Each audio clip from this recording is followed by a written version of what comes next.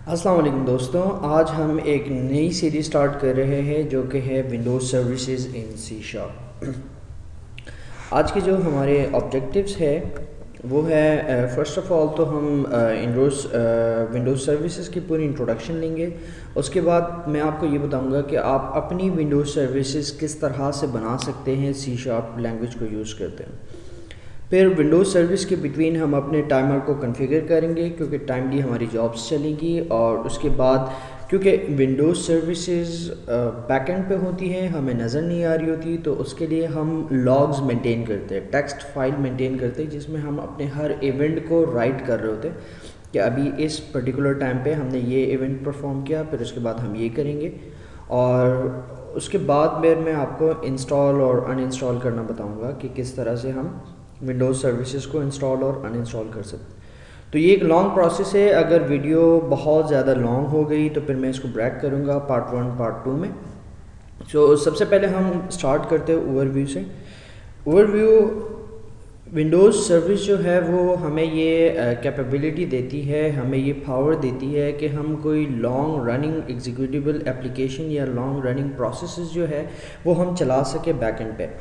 आपके विंडोज़ में हज़ारों इस तरह की सर्विसेज चल रही होती है और कभी हमने नोटिस नहीं किया, लेकिन जब हम आप यहाँ पे कंट्रोल रन में आके यहाँ पे जब आप लिखते हैं services.msc तो ये तमाम आपको सर्विसेज नज़र आ रही होती है। ये जो सर्विसेज है ये बैकएंड पे चल रही है और ये कोई ना कोई ऑपरेशंस परफॉर्म कर रही होंगी। कोई एप्लीकेशंस ऐसी होंगी जो एडोब को कंट्रोल कर रही है, कोई आपके ग्राफिक्स को कंट्रोल कर रही है, कोई कुछ डिफरेंट तरह की एप्लीकेशंस है, राइट। ASP.NET स्टेट सर्विसेज है और तमाम डिफरेंट तरह की सर्विसेज, और आप अपनी भी इस तरह की सर्विस बना सकते हैं जिसको आप यहाँ पे ऑटोमेटिक मैनुअल और डिसेबल करके आप इनेबल डिसेबल कर सकते हैं, फॉल्स और कंटिन्यू कर सकते हैं आप। और ये ऐसी प्रोसेसेस हैं, ऐसी सर्विसेज है ये कि आपको फ्रंट पे ये कुछ भी नज़र नहीं आ रहा होगा, सब कुछ बंद है, बट बैकएंड पे आपकी एप्लीकेशन रनिंग पे है, राइट। सो हम विंडोज़ सर्विसेज के पास क्यों जाएंगे? हमारे पास और भी टाइप्स है एप्लीकेशंस की। हम विंडोज़ फॉर्म एप्लीकेशन बना सकते हैं, हम कोई और एप्लीकेशन बना सकते हैं, लेकिन विंडोज़ बैकएंड सर्विसेज से हमें फ़ायदा ये होगा कि एक तो ये लॉन्ग रनिंग प्रोसेस है, राइट। हम इसको ऑटोमेटिक पे सेट कर सकते हैं कि जैसे ही कंप्यूटर ऑन हो हमारी एप्लीकेशन स्टार्ट हो, राइट। हम इसको पॉज और फिर रीस्टार्ट कर सकते हैं। और सबसे जो मेन हमारी है, बहुत सारे बिजनेसेस के ये उनकी रिक्वायरमेंट्स होती है कि उन्होंने मतलब लाइक सपोज आफ्टरनून में तमाम कस्टमर्स को उन्होंने न्यूज़लेटर सेंड करने, राइट। और ये जॉब इन्होंने डेली परफॉर्म करनी। तो बजाय इसके कि हम इसको विंडोज़ सर्विस पे बनाएं, विंडोज़ या किसी और पे बनाएं, हम विंडोज़ बैकएंड पे बना के हम उसको चला देंगे और वो डेली चल रही होगी। एवरी आफ्टरनून वो कस्टमर्स को न्यूज़ लेटर सेंड करें। और आजकल जैसे आप देख रहे हैं मार्केटिंग का दौर है, बहुत सारी कंपनीज़, बहुत सारी ऑर्गेनाइजेशंस की ये रिक्वायरमेंट है कि वो ईमेल और एसएमएस सेंड करें अपनी कस्टमर्स को, और वो हर 1 घंटे बाद सेट करना चाह रहे हैं, या वो हर एक या आधे घंटे बाद सेंड करना चाह रहे हैं अपने तमाम कस्टमर्स को एसएमएस और ईमेल इवेंट्स, राइट। तो इस तरह की तमाम जितने भी लॉन्ग रनिंग ऑपरेशंस है वो हम विंडोज़ सर्विसेज में इजीली बना सकते हैं, इजीली टाइमर कॉन्फ़िगर कर सकते हैं। और विंडोज़ सर्विसेज इस तरह के कामों के लिए बहुत रिलायबल है, राइट, क्योंकि वो आपके फ्रंट एंड पे आपके मेन ऑपरेशंस, आपके एंड यूज़र के यूजेज को डिस्टर्ब नहीं करते, वो बैक एंड पे चल रहे होते हैं। As long as computer on है वो एप्लीकेशन चल रही होगी, राइट।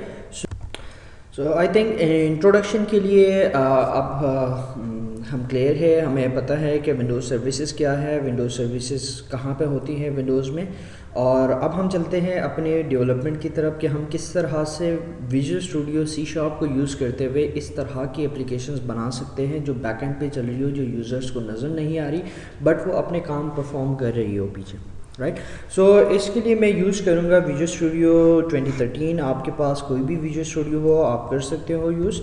सबसे पहले मैं विजुअल स्टूडियो स्टार्ट करूँगा यहाँ पे, और विजुअल स्टूडियो स्टार्ट करने के बाद फाइल में जाके न्यू प्रोजेक्ट सेलेक्ट करेंगे हम। फाइल में जाके न्यू प्रोजेक्ट सेलेक्ट करेंगे, न्यू प्रोजेक्ट में यहाँ पे मैं विंडोज़ सर्विस सेलेक्ट करूँगा, राइट। और विंडोज़ सर्विस में अपने मैं यहाँ पे विंडोज़ सर्विस का नाम दूंगा, राइट। यहाँ पे मैंने विंडोज़ सर्विस सेलेक्ट की एप्लीकेशन टाइप, और विंडोज़ सर्विस का नाम है कुछ लाइक डेमो सर्विस, और ओके। जब ये एप्लीकेशन क्रिएट होगी आपके विजुअल स्टूडियो स्क्रीन पे, तो आपको अपने सॉल्यूशन एक्सप्लोर में यहाँ पे कुछ फाइल्स नज़र आ रही होंगी, जिसमें से एक है सर्विस 1 और एक है program.cs और ऐप कॉन्फ़िग, राइट। तो program.cs के पास हम नहीं जाएंगे, इस बार हम सिर्फ सर्विस 1 पे ही काम करेंगे। सर्विस 1 में जब आप देख रहे होते हैं, यहाँ पे आपके पास ये डिफरेंट चीज़ें हैं, और यहाँ पे ये कह रहे हैं click here to switch to code view. तो आप यहाँ पे क्लिक करके भी कोड व्यू में जा सकते हैं पीछे, या फिर यहाँ पे आप इसको एक्सपेंड करके सर्विस 1 या सर्विस डिज़ाइनर है, सर्विस 1 पे आप इसके कोड फाइल पे जा सकते हैं पीछे, राइट। और जब मैं कोड फाइल पे जाऊँगा, यहाँ पे मैं आपको कोड की इंट्रोडक्शन दूँ ज़रा से। यहाँ से जस्ट हम इनिशियलाइज़ करेंगे, एप्लीकेशन स्टार्ट होगी, और जैसे कि आप देख सकते हैं यहाँ पे हमारे पास 2 इवेंट्स है, एक ऑन स्टार्ट है, एक ऑन स्टॉप है। तो ये स्टार्टिंग पॉइंट है हमारी सर्विस का, और ये एंडिंग पॉइंट है हमारी सर्विस। स्टार्टिंग पॉइंट से मुराद ये है कि जब भी मैं यहाँ पे आऊँगा और किसी एक सर्विस पे मैं यहाँ पे राइट क्लिक करूँगा और उसको मैं स्टॉप करूँगा, ये स्टॉप हुई सर्विस। मैं यहाँ आऊँगा, स्टार्ट पे क्लिक करूँगा, सर्विस स्टार्ट होगी, राइट। तो ये स्टार्ट और स्टॉप के इवेंट्स हैं हमारे पास, ये स्टार्ट और स्टॉप के इवेंट्स है कि जब भी हम स्टार्ट करते हैं ये इवेंट ट्रिगर होगा, और जब भी हम स्टॉप करेंगे ये इवेंट हमारे पास ट्रिगर होगा। तो हम इन 2 इवेंट्स को यूज़ करते हुए अपनी डिफरेंट तरह की जॉब्स बना सकते हैं कि जब भी कोई एप्लीकेशन स्टार्ट हो, हम कस्टमर्स को या हम टाइमर को टिक करें, या फिर हम कस्टमर्स को डायरेक्टली SMS या ईमेल सेंड करना स्टार्ट कर दें, और जैसे ही वो स्टॉप हो हम वो SMS या ईमेल सेंड करना स्टॉप कर दें, राइट। सो इसके बाद हम चलते हैं अपने टाइमर की तरफ। अब हम कोड स्टार्ट करेंगे। मैं आपको सबसे पहले टाइमर कॉन्फ़िगर बताऊंगा कि किस तरह से टाइमर को यूज़ करते हुए हम एप्लीकेशन को टाइमली जॉब पे सेट कर सकते हैं। जैसे कि हर 30 मिनट बाद हमें कोई एक ऑपरेशन परफॉर्म करना है, या हर 10 सेकंड बाद हमें कोई ऑपरेशन परफॉर्म करना है, तो हम उसके लिए टाइमर्स यूज़ करते हैं। तो सबसे पहले हम यहाँ टाइमर का एक ऑब्जेक्ट क्रिएट करेंगे, ऑब्जेक्ट मतलब इंस्टेंस क्रिएट करेंगे टाइमर, उसको मैं नाम दे रहा हूँ टाइमर 1 और इज इक्वल्स टू नल। अभी करंटली ये नल है, हम कोई इस पर अभी करंटली ऑपरेशन परफॉर्म नहीं कर रहे, राइट। इसको मैं टाइमर कर देता हूँ। अच्छा जी, अब जैसे ही हम आएंगे अपने, अब जैसे ही कोई एप्लीकेशन स्टार्ट होगी, जैसे कि हमने अभी सर्विसेज में देखा कि हमने राइट क्लिक किया और सर्विस स्टार्ट की हमने ना, तो जैसे ही कोई सर्विस स्टार्ट होगी हम यहाँ पे टाइमर को इनिशियलाइज़ करेंगे, is equals to new timer, right. अब हमारे पास टाइमर का जो ऑब्जेक्ट है, जो इंस्टेंस है टाइमर का, वो अब एक्टिव है। हम इसके डिफरेंट फंक्शंस को यूटिलाइज़ कर सकते हैं, डिफरेंट फंक्शंस को हम यूज़ कर। सबसे पहले तो हम इस टाइमर के लिए इंटरवल सेट करेंगे, जिसके लिए मैं यूज़ कर रहा हूँ this dot timer dot interval. Interval इसका एक इंटरवल इसकी एक प्रॉपर्टी है, बिल्ट इन प्रॉपर्टी है, जिसमें हम टाइमर के लिए पीरियड सेट करते हैं कि कितनी देर बाद इस टाइमर ने टिक करना है, कितनी देर बाद इसने कोई एक ऑपरेशन रन करना है, राइट। तो टाइमर इंटरवल करंटली मैं सेट कर रहा हूँ 10,000 के। 10,000 से मुराद ये है कि क्योंकि हमारे पास यहाँ पे 1000 इज इक्वल्स टू है 1 सेकेंड, राइट। तो 10,000 का मतलब है कि 10 सेकेंड बाद। और इस तरह से अगर आपको आधे घंटे के लिए चाहिए तो फिर आप ये करते हो कि 30 इज इक्वल्स टू 1000 करेंगे हम, या हाँ 30 इज इक्वल्स टू 1000 करेंगे, तो हमारे पास 30 सेकेंड्स के लिए, या फिर आप जो भी है कैलकुलेशन अपने हिसाब से कर सकते हैं, जैसे आपको 2 घंटे बाद चाहिए, 1 घंटे बाद चाहिए, लेकिन जस्ट आप ये ध्यान रखें कि 1000 is equals to 1 second, right. So अब यहाँ पे अगर 10,000 है तो दैट मीन्स कि ये है 10 सेकेंड। हर 10 सेकेंड बाद टाइमर रन होगा हमारा, और हम कोई ना कोई बैकएंड पे ऑपरेशन परफॉर्म करेंगे। अच्छा जी, अब हम उस पॉइंट पे है कि जब भी ये 10 सेकंड होंगे, 10 सेकंड के बाद हमने क्या करना है, तो हम यहाँ पे अब अपने एक इवेंट्स डिफ़ाइन करते हैं टाइमर में कि जब भी टाइमर इलैप्स्ड हो, आई मीन जब भी टाइमर के लिए वैल्यू कंप्लीट हो, जैसे 10 सेकंड हमने वैल्यू सेट की यहाँ पे, जैसे ही वो 10 सेकंड की वैल्यू कंप्लीट हो, हम क्या करते हैं, this dot timer dot elapsed, elapsed का यहाँ पे हमारे पास एक इवेंट है, और वो इवेंट क्या करता है कि occurs when the interval elapsed. तो हम क्या करेंगे, इलैप्स्ड को यूज़ करते हुए प्लस इज इक्वल्स टू करेंगे और न्यू इवेंट हैंडलर, और यहाँ पे हम इवेंट हैंडलर का नाम देंगे अभी करंटली, क्योंकि हमारे पास इवेंट हैंडलर है नहीं, तो हम यहाँ पे जस्ट ये नाम देते हैं। और अपना ये, क्योंकि ये क्या कह रहे हैं, एक एरर दे रहा होगा, और वो एरर है कि does not contain a definition for this, because हमने अभी तक ये इवेंट नहीं बनाया, right. Service one does not contain a definition for timer tick. तो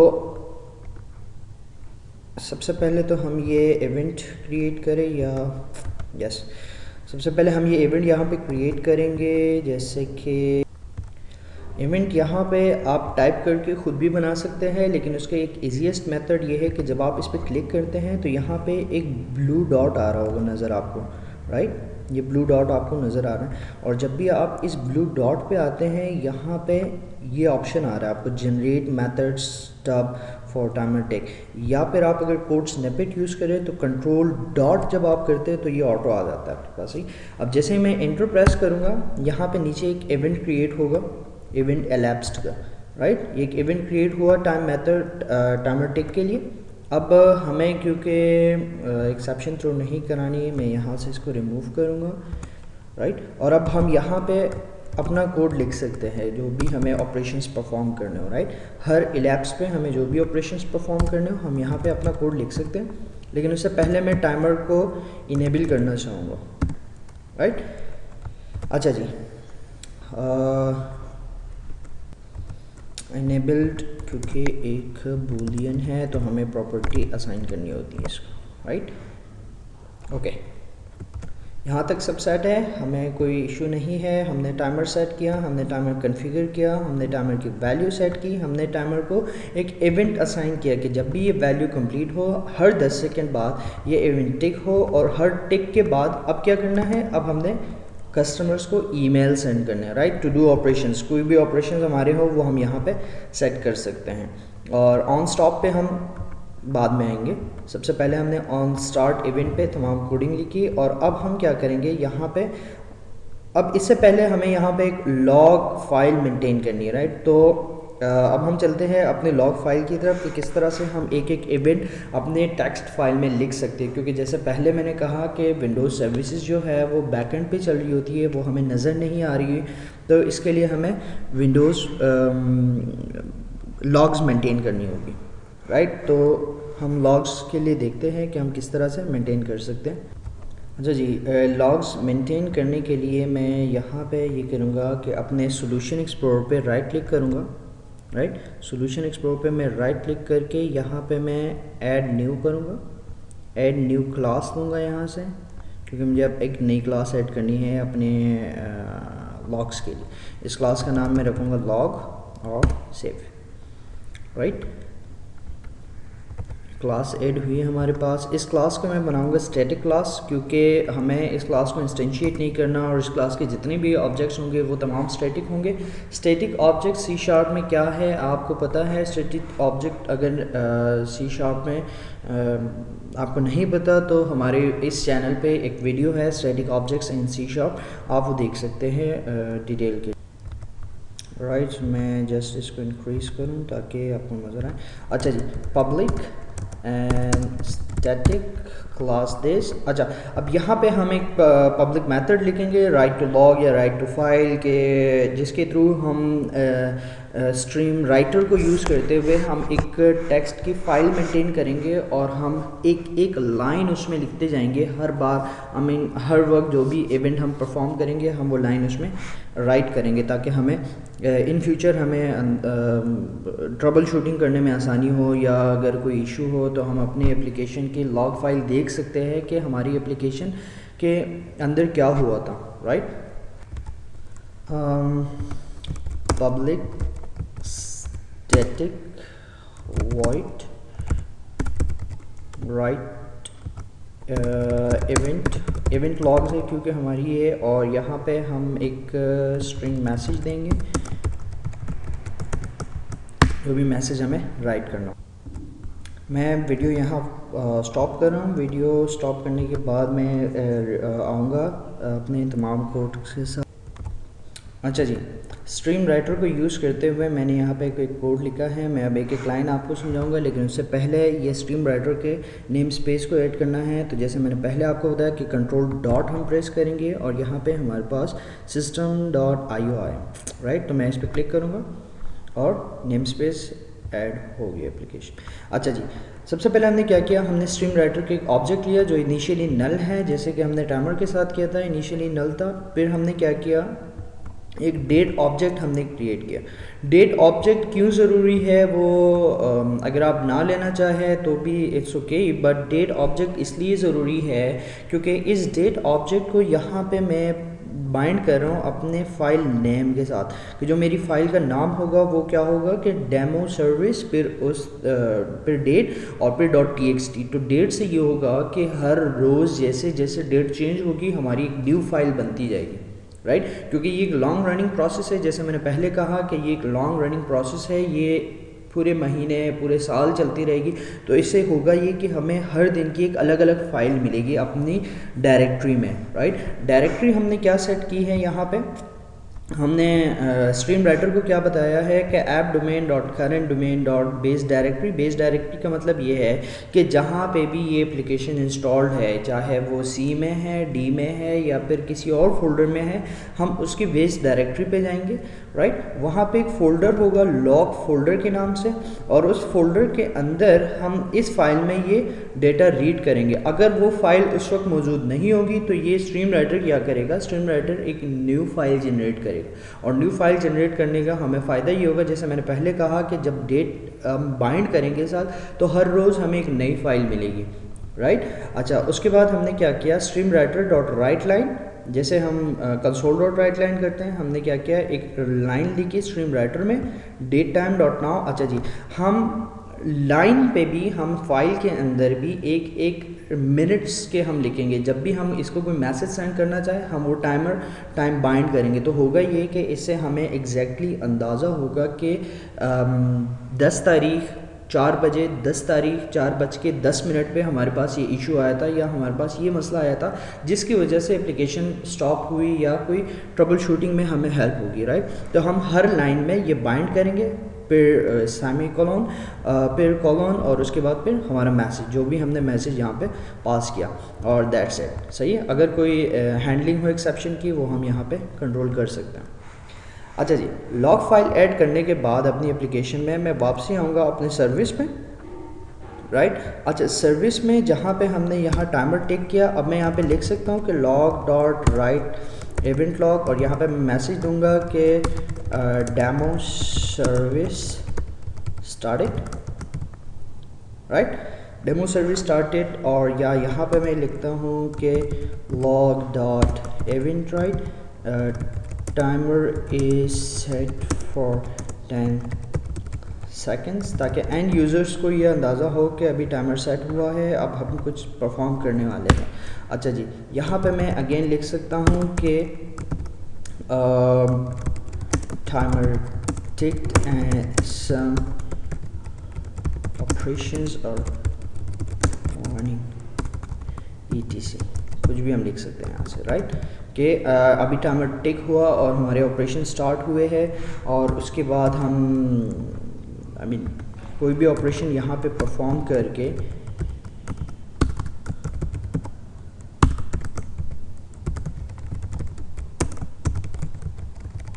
कंप्लीटेड सक्सेसफुली, या फिर आप कुछ भी लिख सकते हैं, राइट। अच्छा जी, उसके बाद हम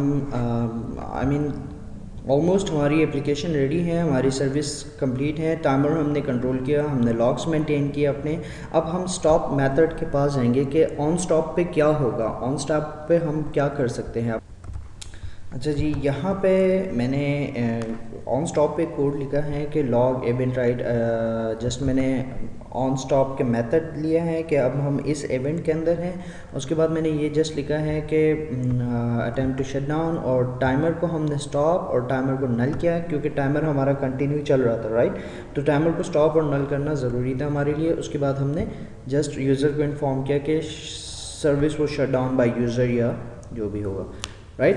तो इस तरह के इवेंट मेंटेन आप कर सकते हैं। अच्छा, अब जब मैं यहाँ पे अटेम्प्ट करूँगा अपनी एप्लीकेशन को स्टार्ट करने के लिए, क्योंकि हम विजुअल स्टूडियो पे नॉर्मली यहाँ पे स्टार्ट बटन प्रेस करते हैं और एप्लीकेशन रन होगी, लेकिन यहाँ से एप्लीकेशन, क्योंकि ये विंडोज़ सर्विस है तो एप्लीकेशन आप इस तरह से रन नहीं कर सकते। और ये क्या कह रहे हैं कि can not start the service from the command line already बगर, राइट। तो अब हमें करना ये है कि हमें अपनी इस एप्लीकेशन को या इस विंडोज़ सर्विस को हमें इंस्टॉल करना है, राइट। तो इंस्टॉल के लिए आई थिंक मैं एक न्यू वीडियो क्रिएट करता हूँ क्योंकि ये वीडियो बहुत ज़्यादा लॉन्ग हो गई। तो इंस्टॉल अनइंस्टॉल मैं आपको नेक्स्ट वीडियो में बताऊँगा। Thank you so much for watching. अल्लाह हाफिज़।